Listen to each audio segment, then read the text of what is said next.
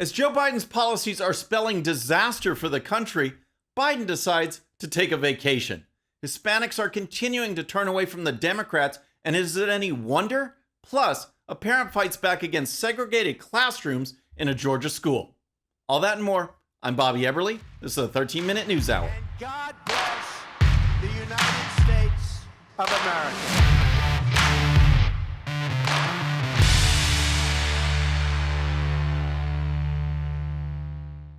All right, friends, welcome to the show. Happy Friday. I hope you're having a great week. If you're new to the show, thank you so much for tuning in.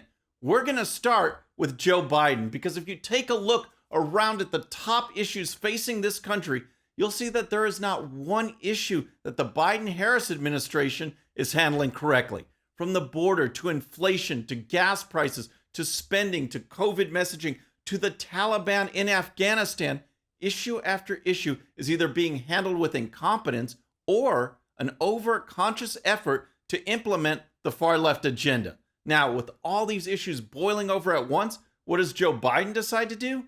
Take a vacation. And here's the story. President Joe Biden departed the White House for a vacation in Wilmington, Delaware, as multiple crises escalated Thursday.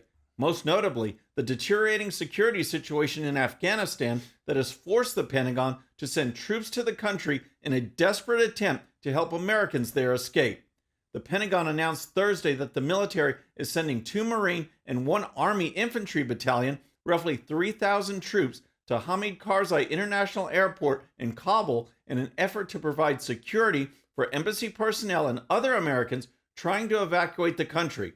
An additional 3,500 troops out of Fort Bragg, North Carolina, will deploy to Kuwait as a standby force in case needed.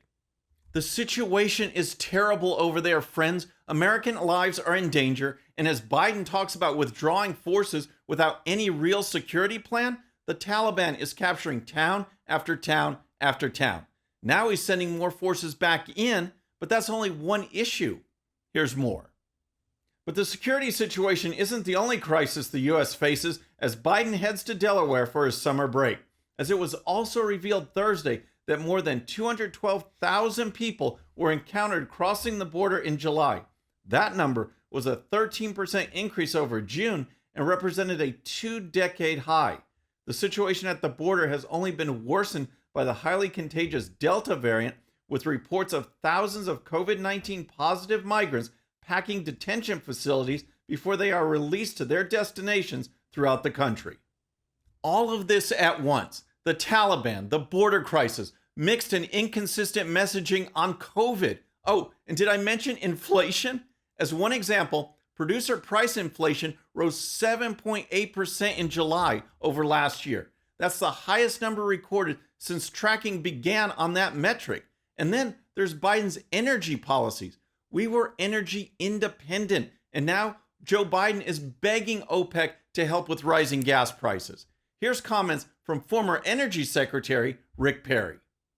It is stunning, Sean, to see how fast we went from energy independence to now relying on countries like Iran to get our energy. Joe Biden and his policies that he's putting in place, making Jimmy Carter look kind of good. And I never thought I would say that, but you think about where we were, the work that we did, the Americans that we put to work, whether it was building pipelines, good union jobs, building pipelines all across the country. Great comments, friends. And here's the thing. When you have to depend on countries like Iran, then America is essentially funding terrorism, because those American dollars that could have stayed in the country are now going to buy oil in Iran, and those funds will be used for terrorist activities. So that's just a sampling what's going on with Joe Biden. And while these things are happening, Biden's taking off to Delaware for a vacation. What kind of message does that send to the American people about his seriousness or his ability to do the job? Let me know in the comments. All right, next, let's talk about the Hispanic vote. But first, if you're new to the show or haven't subscribed yet, regardless of platform, just search out my name, hit that subscribe button, make sure notifications are turned on. That way you can follow the show and help us grow. Okay, let's talk about the Hispanic vote, because for too long, those on the left have been banking that Hispanics will vote for Democrats. After all, Why do you think Joe Biden and his left-wing supporters are allowing illegal aliens to flood across the border? They know the statistics. They know that people who come here illegally are highly likely to end up on government aid. And that's exactly what the left wants. Get people dependent on government, and it's likely you'll end up with Democrat voters.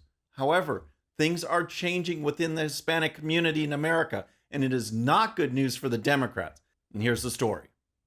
Former President Donald Trump's gains among Hispanic voters in the 2020 election came as a surprise to Democrats and legacy media, but recent data show the far-left rhetoric and policies increasingly embraced by Democrats are driving Hispanics away.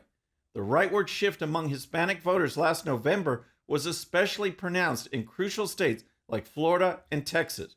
Trump won 45% of the Hispanic vote in Florida, an 11-point increase from his 2016 performance, mainly due to support among Miami's Cuban-American community.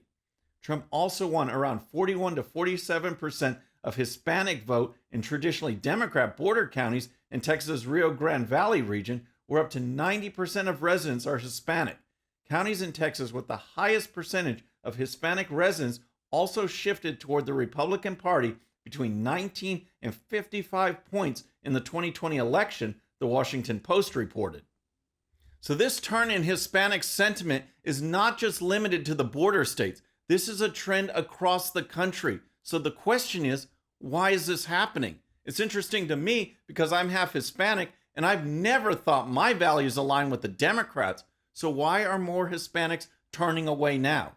The answer lies with the shift in the Democrat Party itself. As more and more elements of the party are taken over by the woke radical left, more Hispanics are realizing that the Democrats don't represent them at all.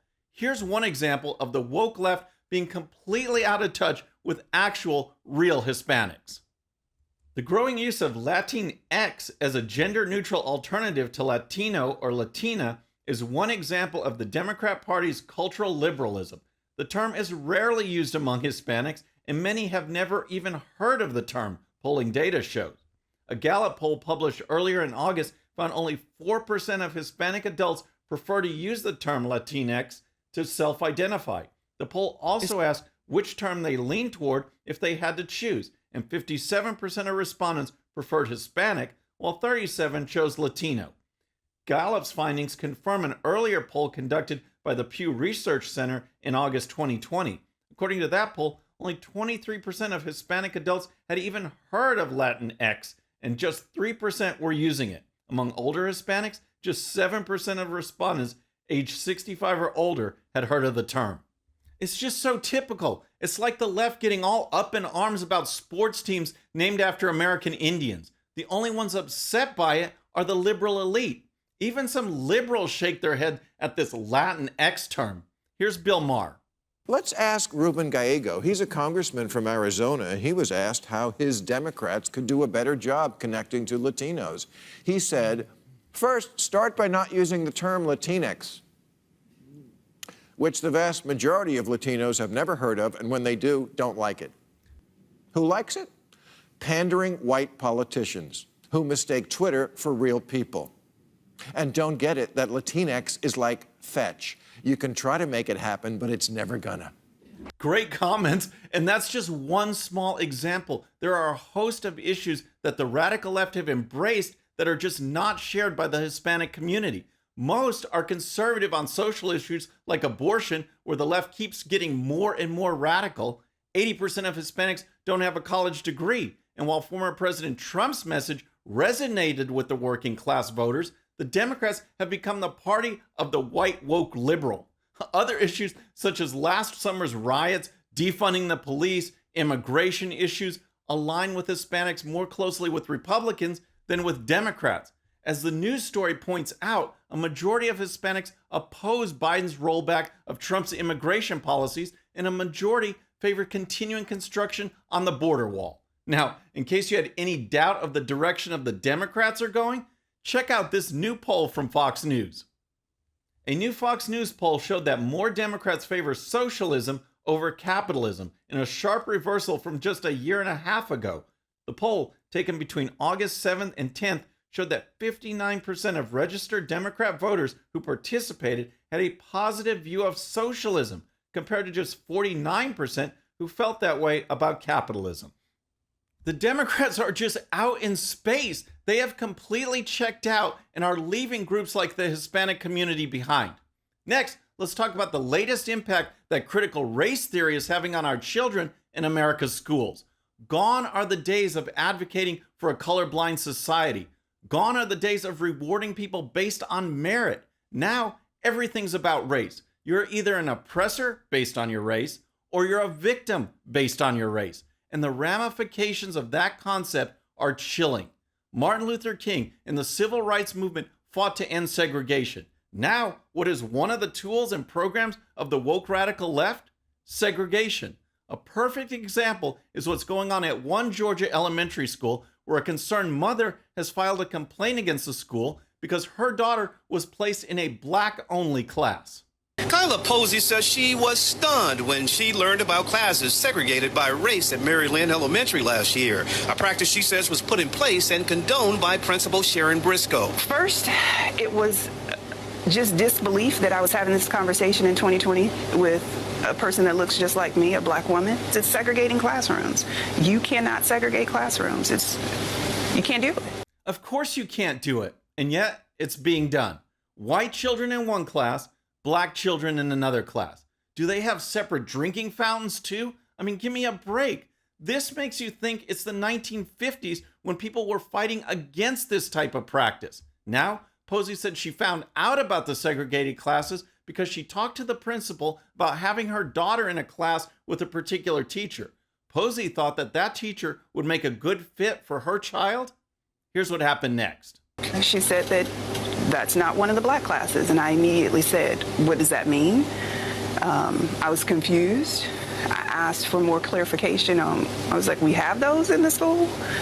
And she proceeded to say that, yes, I have decided that I'm going to place all of the black students in two classes. Posey says she insisted her child be placed in a class with white students. She says Briscoe explained her child would be isolated. And I explained to her she shouldn't be isolated or punished because I'm unwilling to go along with your illegal and unethical practice. This is just crazy. This is a clear violation of the Civil Rights Act, and actually anything related to critical race theory and the lessons that some kids are being taught around the country are violations of the Civil Rights Act. Here's Posey's attorney speaking on Fox News about the complaint that they filed against the school. Well, we filed a complaint with the Office of Civil Rights of the U.S. Department of Education, so it's the federal government. And we're seeking to have the practice ended, not just at Mary Lynn, but to the extent that other schools are doing that and within the Atlanta public school system. We want those practices ended. It's a violation of the Civil Rights Act of 1964, Section 6, to treat one race of students differently than another group of students, race of students. The only motivation right now of the woke radical left is to put race above all else. Everything is racial. Everyone must be separated by race and have your key identifier be race. Not being an American, but being a black American or a white American. That is not how our country is meant to function. And it certainly does not represent any of the ideals that Martin Luther King and others fought so courageously for during the push for civil rights. Now we're going backward. Now we actually have segregated conferences, graduations, and yes, classrooms. This will do nothing but further divide our country. Okay, so we've had Joe Biden just checking out, Democrats going full socialist, and the left pushing segregation. We need to ask them, do you have a relaxed brain? I got what you call, a relaxed brain. Okay, relaxed brain for this week would not be complete without highlighting Arnold Schwarzenegger. The Terminator went full left wing during an interview recently on face masks, telling people to screw your freedom. I think people should know there is a virus here. It kills people. And the only way we prevent it is to get vaccinated, to wear masks, to do social distancing, washing your hands all the time, and not just to think about, well, my freedom is being kind of disturbed here. No, screw your freedom. Wow. It's unreal. In his monologue, he went over the so-called misinformation that's out there and cited Dr. Fauci and other government officials as the ones to listen to regarding masks and the Delta variant and vaccinations. Then he added this. We have to come together rather than fighting and always just saying, this, according to my principles, this is a free country and I'm going to have the freedom to wear no mask. Yeah, you have the freedom to wear no mask, but you know something? You're a schmuck for not wearing a mask. Just classy. And thinking back, we could recall all the contradictory statements that Dr. Fauci has made over the past year and a half, but instead, how about a comment from just last week by one of those government experts that Arnold is telling us to listen to? We know today that many of the face cloth coverings that people wear are not very effective in reducing any of the virus movement in or out. Either you're breathing out or you're breathing in. And in fact, if you're in the upper Midwest right now, anybody who's wearing their face cloth covering can tell you they can smell all the smoke that we're still getting. So, Arnold, is that misinformation or trusted advice? I'd like to know. Then there's Joe Biden one more time. Apparently, before he left on vacation, he decided to help his buddy, California Governor Gavin Newsom, by urging Californians to vote no on next month's recall. Here's Joe Biden's tweet. Governor Gavin Newsom is leading California through unprecedented crises. He's a key partner in fighting the pandemic and helping build our economy back better. To keep him on the job, registered voters should vote no on the recall election on September 14th and keep California moving forward. Keep California moving forward. I just find that entire tweet to be so ridiculous. Newsom is helping build back the economy? Seriously? People are leaving California. It is losing an electoral vote because so many people have left. But hey, Joe Biden says keep California moving forward. Yep, forward and right off a cliff. Next, here's some breaking news from the Babylon Bee. And first, there's this question of what comes next for the U.S. Senate. With infrastructure bill passed, Congress gets to work on legislation to fix roads and bridges. Just classic. Congress is such a mess. And then there's the back-to-school blues. Students across America excited to finally return to in-person indoctrination. So I don't know if students are excited, but it is certainly indoctrination. Friends, that's our show for today. But before you leave, if you're new to the show or haven't subscribed yet, regardless of platform, just search out my name, hit that subscribe button, make sure notifications are turned on. That way you can follow the show and help us grow. Okay, our next show is tomorrow's Saturday live stream with special guest Eli Crane. Eli is a former Navy SEAL. He's CEO of Bottle Breacher and now a congressional candidate in Arizona. Please check out the show. It'll be at 11 a.m. Central Time on my channel. Until then, I'm Bobby Eberle. This is a 13-minute news hour.